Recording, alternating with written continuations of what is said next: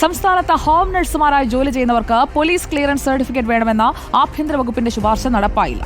2023 സംസ്ഥാന പോലീസ് മേധാവി home നഴ്സുമാർക്ക് police clearance certificate നിർബന്ധമാക്കണമെന്ന ശുപാർശ തദ്ദേശ സ്വയംഭരണ വകുപ്പിന് നൽകിയത്. ഹോം നഴ്സുമാർക്ക് സർട്ടിഫിക്കറ്റ് നൽകുന്നത് കുറ്റകൃത്യം തടയാൻ സഹായകമാകുമെന്ന റിപ്പോർട്ടിന്റെ അടിസ്ഥാനത്തിലായിരുന്നു നടപടി. ഇക്ബാൽ അറക്കൽ നമുക്കൊപ്പം എത്തുന്നു. Good evening Iqbal Arakkal. Police clearance വേണം, ഒരു NOC വേണം എന്നൊക്കെ ശുപാർശ ചെയ്തിട്ട് കൊല്ലം 2 എന്താണിത് നടപ്പാകാത്തത്? എവിടെയാണ് തട്ടിത്തടഞ്ഞു നിൽക്കുന്നത്?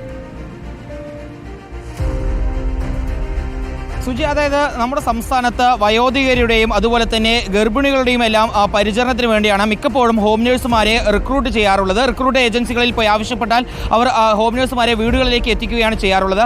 ആ സമയത്ത് ഈ ഹോം നഴ്സുമാരെ ഏതെങ്കിലും രീതിയിൽ കുറ്റകൃത്യങ്ങളിൽ ഏർപ്പെട്ടിട്ടുള്ളവരാണോ അല്ലെങ്കിൽ അവർക്ക് ഇത്തരത്തിൽ കുറ്റകൃത്യ വാസനയുള്ളവരാണോ എന്ന് മനസ്സിലാക്കാൻ യാതൊരു രീതിയിലുള്ള മാർഗവുമില്ല.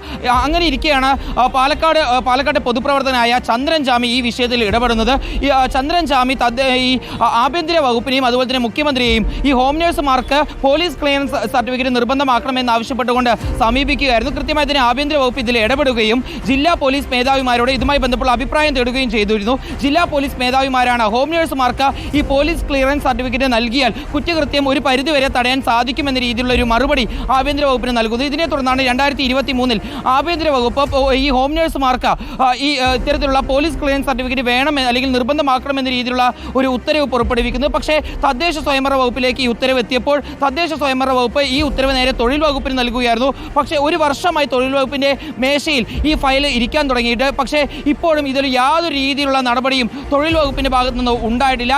എത്രയും പെട്ടെന്ന് ഇത്തരത്തിലുള്ള ഒരു തീരുമാനം സ്വീകരിച്ചാൽ ഈ വയോധികർക്കും അതുപോലെ തന്നെ ഗർഭിണികൾക്കും അതിനുശേഷമുള്ള അമ്മമാർക്കും എല്ലാം വലിയ രീതിയിൽ അത് ആശ്വാസകരമാവും.